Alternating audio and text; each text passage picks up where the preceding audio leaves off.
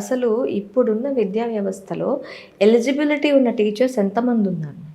Yes, ఇది right answer. Thank you. ఇది నేను నిజానికి ఎప్పటి నుంచో నాకు బాధ అనమాట. చాలామంది ఎట్లా వస్తున్నారంటే ఇప్పుడు అరే టీచింగ్ పొజిషన్లో ఉంటే మనము ఒక మంచి హైలో ఉండొచ్చు, ఒక రిచ్గా ఫీల్ అవ్వచ్చు. కొందరు వస్తుంటారు టైంపాస్కి. వచ్చిన వాళ్ళు వచ్చిందా వాళ్ళ పని వాళ్ళు చేసుకున్నారా, పక్కన వాళ్ళని డిస్టర్బ్ చేస్తుంటారు. అక్కడ కూడా రాజకీయాలు. నన్ను అడిగితే మీరు నమ్మరు, ఆ పొలిటీషియన్ వాళ్ళు ఎంత వాళ్ళ పరంగా వాళ్ళు చేసుకుంటవచ్చు, బట్ టీచర్స్ మధ్యలో ఉన్న పాలిటిక్స్ అయితే ఎక్కడ ఉండవు. ఎస్, నేను సఫర్ అయ్యాను ఆల్రెడీ, నేను చూశాను కాబట్టి అనుభవంతో చెప్తున్నాను.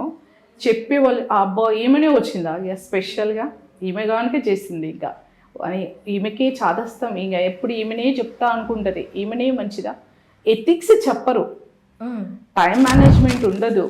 నువ్వు లెసన్ టాపిక్ తీసుకుంటున్నప్పుడు ఆ లెసన్కి సంబంధించి ఒక 5 minutes వాళ్ళకి ఎథిక్స్ చెప్పాలి, విలువలు చెప్పాలి.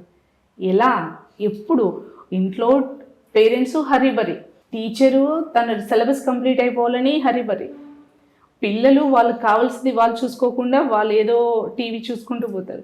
మరి ఎవరు చెప్పాలి? నాకు ఈ ఆలోచనలో ఈ రకంగా టీచర్స్ అంటే క్వాలిఫికేషన్ ఉన్నదనుకోండి, సరైన ఎడ్యుకేషన్ ఉంటే కనుక వాళ్ళకి ఒక మంచి జ్ఞానం వస్తుంది. అరే నేను చదువుకున్నా, నాకు ఆ బాధ తెలుసు కాబట్టి నేను ఆ ఎడ్యుకేషన్ సరైన ఎడ్యుకేషన్ ఇవ్వకపోతే ఒక విద్యార్థి యొక్క భవిష్యత్తు పాడైపోతుంది అని ఖచ్చితంగా మేనేజ్మెంట్ గుర్తించాలి. వాళ్ళకి డెమో తీసుకోవాలి.